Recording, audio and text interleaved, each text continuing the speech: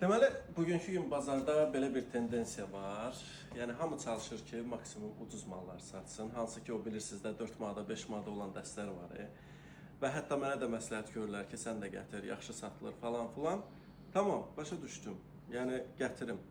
Yəni, bu 4-5 manata satılan dəstlərdə müəyyən bir qazanc əldə etmək üçün avtomatik bunun sayını çox vurulmalıdır. Yəni, heç olmasa 10 min dənə, 100 min dənə və bu 100 min dənə malı təsəvvür edin, gətirdim.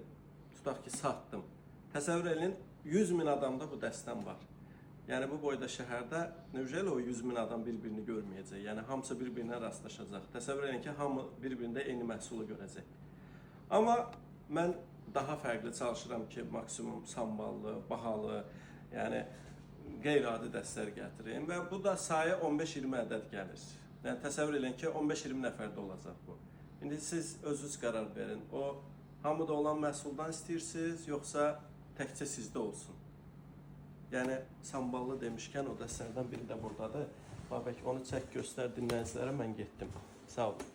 Bir cihan gezdim ama görmedi şu gözlerim senden özelini hem de güzelini. Aman olur yazsam seni başucuna koysan beni güneşin doğuşunu izler gibi karanlık.